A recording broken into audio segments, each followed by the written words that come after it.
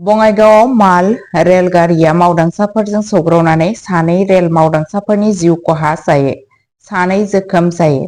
बङाइगाव साखाथियाव गंसे माल गारिया रेल लामायाव खामानि मावबाय थानाय मावदांसाफोरखौ सौग्रावनायाव सानै रेल मावदांसाफोरनि जिउ खहा जायो आरो गुबुन सानैया गोब्राबै जोखोम जायो।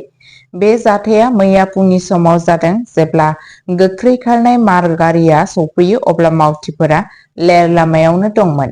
बिसोरो थि समाव ट्रेकनिफ्राय ओंखारनो हायाखैमोन। रेलवे पुलिस आरो मावख'गिरिफोरा थाबैनो जाथाय जायगायाव सौफैयो। जोखोम जानाय सुबुंफोरखौ थाबैनो देहा फाहामसालियाव लांनाय जायो। डक्टरफोरा बुङो दि बिथांनि हालोदा जोबोद गोब्राब। बिबानगिरिफोरा नायबिजिरनायखौ जागायदों। बिथांमोनहा ट्रेक खामानिनि समाव रैखाथि नेमफोरखौ मानिदों ना मानियाखै बेखौ नायबिजिरगासिनो दं। रेल बिफाननि बिबानगिरिफोरा थैनाय सुबुंनि सायाव गोथौ दुखु फोरमायदों। नैथि खौराङाव दङ। काछाराव 1 कौटि बेसेननि याबा टेब्लेट हमदों, सासे हमजादों। थार खौरां मोननानै काछार पुलिसआ मणिपुर सिमना खाथिनि जरिघाटआव जर'खा सिग्रोमनाय हाबाफारि सालायदोंमोन। 37 नं माहारियारि राजा लामायाव गारि नायबिजिरनाय समाव सन्देह गोनां सानै सुबुंखौ हमो। बिसोरनिफ्राय पुलिसआ 1.4 किल'ग्राम लिरथायनि 10,000 याबा टेब्लेट बोखांनो मोनो। हमनाय ड्राग्सनि बेसेना बाजाराव 1 कौटि रां जागोन होनना हमदांदों। पुलिसनि बादिब्ला बे याबा टेब्लेटखौ मणिपुरनिफ्राय लाबोनाय जादोंमोन आरो काछारनि गुबुन गुबुन ओनसोलाव रानहैनो थाखाय लाबोनाय जादोंमोन। सासे सुबुंखौ हमबाय। ड्राग्सनि देरसिन नेटवर्कखौ संदानना मोननो नायबिजिरनाया सोलिगासिनो दं। गिबि मन्थ्रि हिमन्त बिश्व शर्माया आसाम पुलिसखौ बाख्नायदों आरो ड्राग्सनि हेंथायै गोख्रों नायबिजिरनाया सोलिबाय थागोन होनना बुंदों। थामथि खौराङाव दङ। गुवाहाटीनि लामा सैमा सिखावआव रेकेटआ 7 हमजादों। गुवाहाटी पुलिसआ नोगोरनि गुबुन गुबुन ओनसोलनिफ्राय लामा आरो रायजो राजानि सैमाफोरखौ सिखाव खालामग्रा रेकेट सालायनायनि दायाव 7 सुबुंफोरखौ गिरेप्तार खालामदों। सिखाव खालामनाय सैमाफोरखौ बेआइन बेदरनि थाखाय आसामनि बायजोआव दैथायहरो होनना सन्देह दं। बशिष्ठ पुलिसआ केस नं 223/2026 थिसननानै नायबिजिरनायनि उनाव कार्बि आंलंआव सिग्रोमनाय हाबाफारि सालायनानै बिसोरखौ हमदों। थांनाय माखासे सप्तानिफ्रायनो नोगोरारिफोरा सैमा गोमाजानायनि अजद होबोदोंमोन। गिबियाव पुलिसआ 3 दायनिगिरिखौ हमो। बिसोरनि बिबुंथिनि सायाव बिथा खालामनानै गुबुन 2 आइजोजों लोगोसे गुबुन सासेखौबो हमो। बिसोरो सिखाव खालामनाय लामा सैमाफोरखौ लानानै लाखिग्रा होनना दाय जाबसिनजादोंमोन। हमजानायफोरा रंगसिना रहं 31 बोसोर, बिशु रंफि 41 बोसोर, मनु रंफि 20 बोसोर, वाइंचुन थेरन 32 बोसोर आरो मार्सि थागबिभि 42 बोसोर। बिसोर गासैबो कार्बि आंलं जिल्लानि थागिबिफोर। जाथायाव बाहायजानाय गारि मोननैफोरा जाबाय हायुन्डाइ ग्रेन्ड 110 नियस AE09K3453 आरो Maruti Suzuki Grand Vitara AS01GK4619 जब्द खालामदों। मबाइल फन मोनबाबो बोखांनो मोन्दों।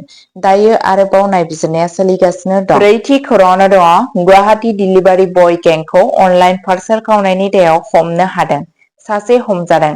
गुवाहाटीआव डिलिभारि बय महरै सिनायथि होग्रा मोनसे हानजाया गोबां डिलिभारि मावख'निफ्राय बेसेन गोसा पार्सेल खावनायनि दायाव हमनो हादों।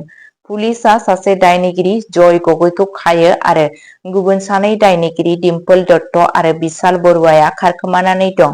रिपर्टनि बादिब्ला मावख'निफ्राय पार्सेल दैखांनाय बेगफोरखौ बुथुमनायनि उनाव बिसोर मुवा बेसादफोरखौ होफैनायनि सोलाय लानानै खारलाङो। बायग्राफोरा माब्लाबाबो बिसोरनि अर्डारखौ मोनाखैमोन। नायबिजिरनायाव मिथिनो मोनो दि बे हानजाया मिन्त्रा, फ्लिपकार्ट आरो एमाजनजों सोमोन्दो थानाय मावख'फोरखौ नोजोर होनानै समजों लोगोसे गोबां लाख रांनि मुवा बेसादफोर खावदोंमोन। पुलिसआ फोरमायनाय बादिब्ला जय गगैआ सिगांबो बेफोरबादि खावनाय जाथायफोराव लोब्बा दंमोन।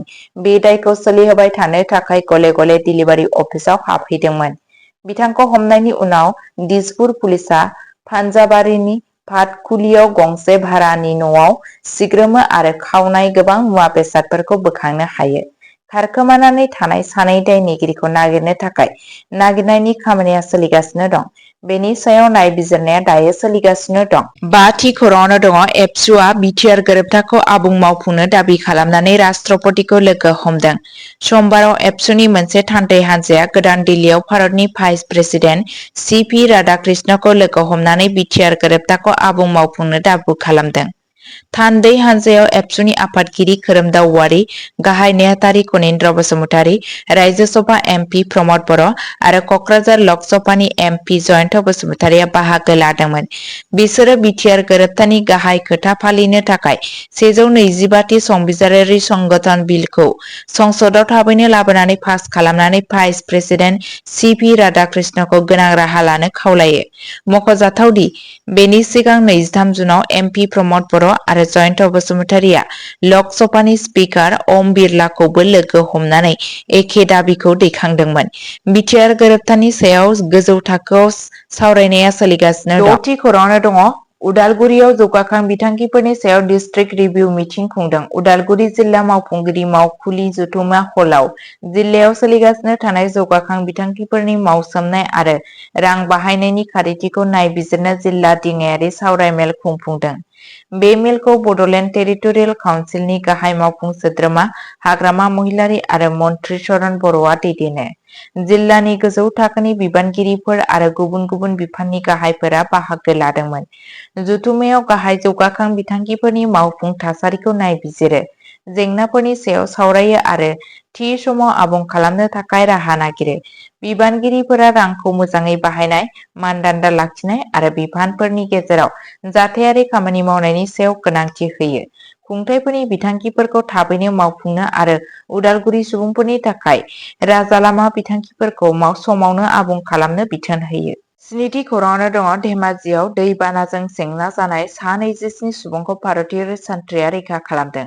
समबाराव भारतीयारि सान्थ्रिया एनडिआरएफ आरो जिल्ला खुंथायजों लोगोसे आसामनि धेमाजि जिल्लानि अरुण सापरियाव दै बानाजों जेंना जानाय सा 27 सुबुंखौ रैखा खालामो। अखा गोबां हानाय आरो दैमायाव दै बांनायनि जाहोनाव माखासे ओनसोला दैजों बुंफबजोबो। बेनिफ्राय माखासे सुबुंफोरा दैजों बेंखनजायो। बेनि उनाव स्पियर कर्प्सनि सिङाव थानाय स्पियर हेड डिभिजननि सान्थ्रि हान्जाखौ थाबैनो थिसनो। गोब्राब बोथोर आरो जेंनागोनां हा थासारियाव सान्थ्रिया गासै सा 27 सुबुंखौ रैखा खालामनानै गोजान जायगायाव लांनो हायो। बिबानगिरिफोरा बुंदों दि बे रैखाथि हाबाफारिया सुबुंथिनि सायाव सान्थ्रिनि बिबान आरो दै बानानि जेंनायाव गोग्लैनाय आसामनि सुबुंफोरनो मदद होनायनि थांखिखौ दिन्थियो। 8थि खौराङाव दङ सिबिएसइआ गोदान मोनथाम रावखान्थिनि बिथोन फोसावदों।